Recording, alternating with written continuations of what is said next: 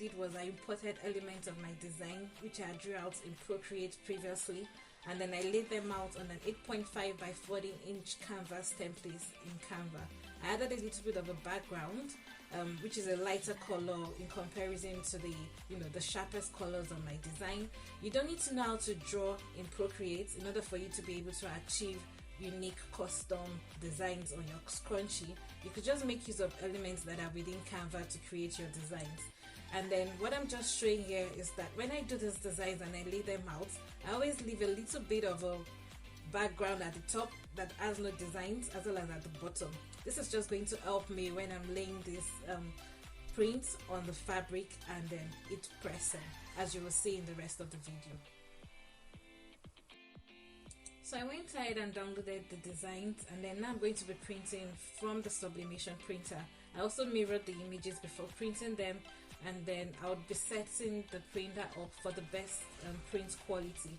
So changing the paper settings to legal paper and putting the output quality as I, which is the highest for the type of printer that I have. So yeah.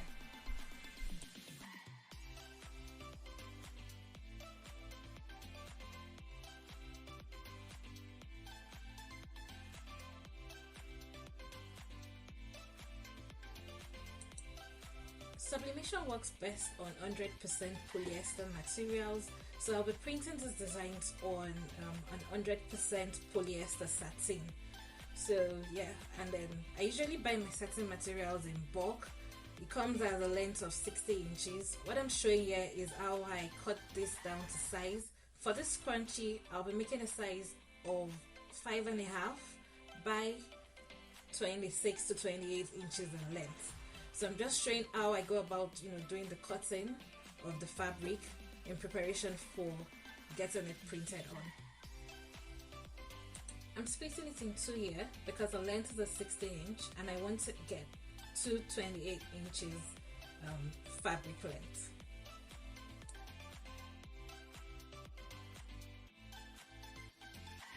So I went ahead and I preheated my heat press to 400 degrees Fahrenheit and a timer of 60 seconds, and now I'm just showing how I place the sublimation print on the shiny parts of the satin polyester. I'll be holding the sublimation print in place using the heat resistant tape. This helps prevent the paper from wiggling around and causing something we call ghosting.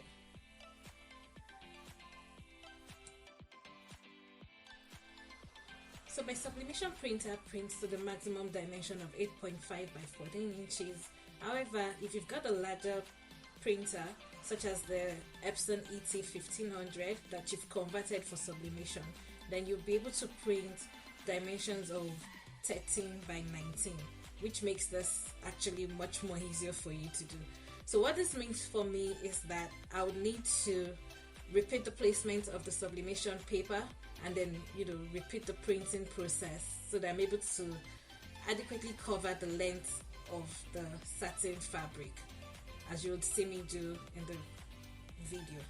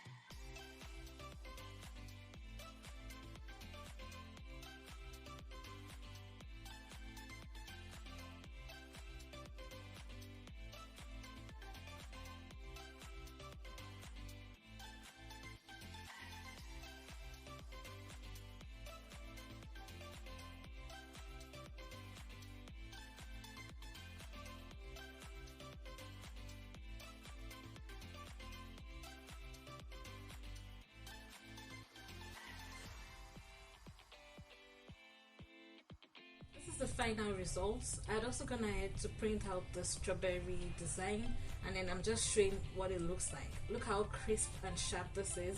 And sublimation print being a permanent print, this is not going to wash or bleed in any form.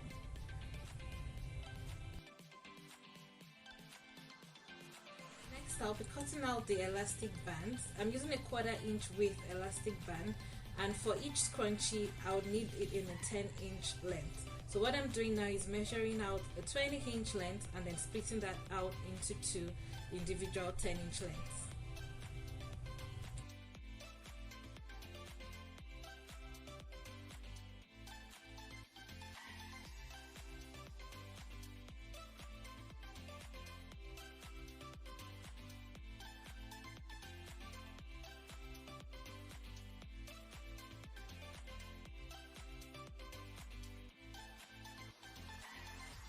I made a part where I'd folded the fabric into 2 at the 2 ends, and I did this with the back side of the fabric.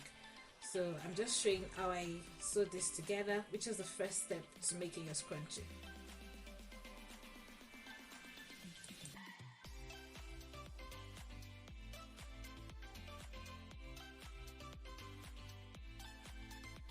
For the remainder of the video, at least the part where I'm sewing the scrunchie, it's probably best left for you to just view what I'm doing and then replicate when making your own scrunchie.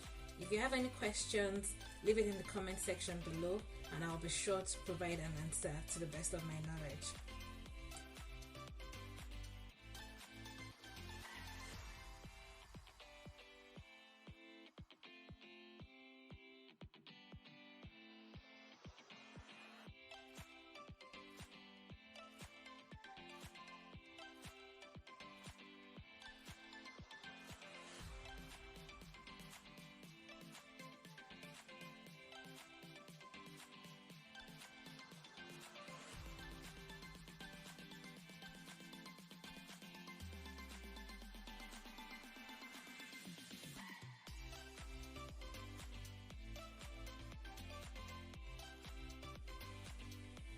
You want to leave a space at the end of the scrunchie so you're able to pull out the inner parts of the scrunchie, and that's what I'm showing here. You would know when you get to the end, when you get to the stitch points.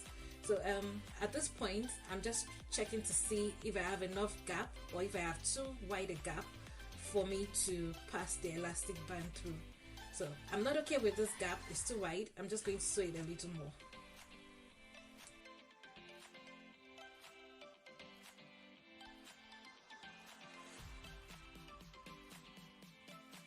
I took a pair of scissors and I'm trimming out the excess threads that are, dangling around the scrunchie, just to make it look nice and tidy.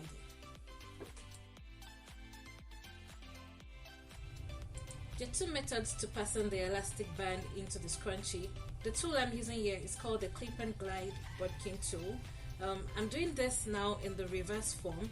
However, I would include a little clip of where I use the second method that I know to pass the elastic band into the strawberry scrunchie.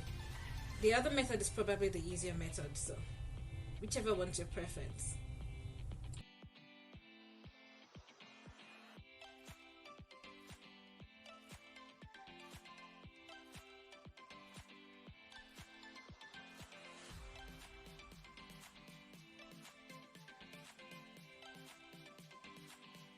We need to close up that little gap where we pass the elastic band through.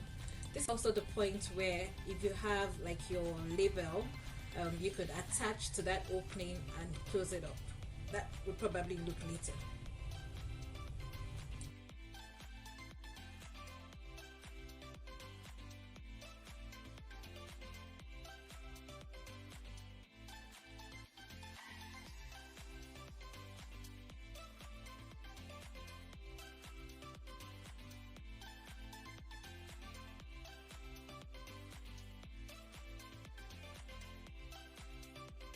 This is the other method that I spoke about earlier on. So yeah, I'm not passing the elastic band through yet. I'm pulling out the fabric instead, and then I pass in the elastic band. So this is way easier.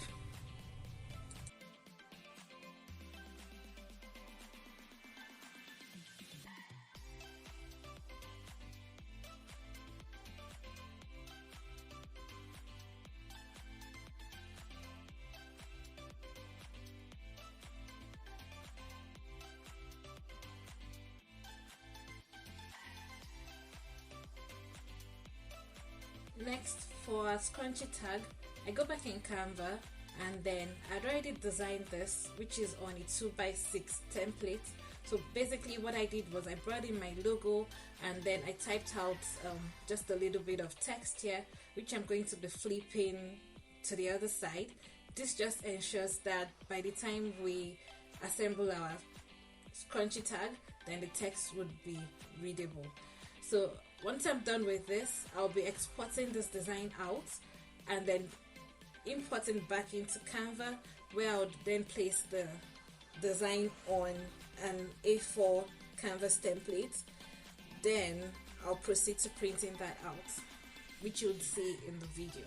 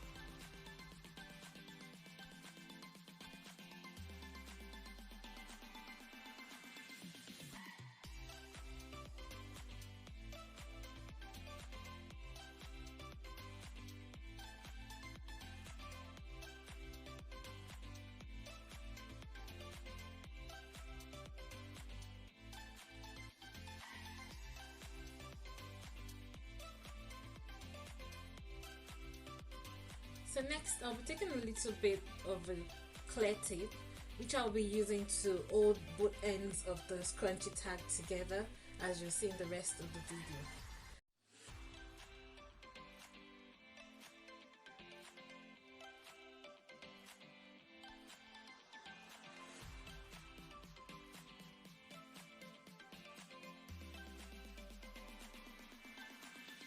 Don't forget to like, comment, subscribe and share, and then I'll see you in my next video. Bye.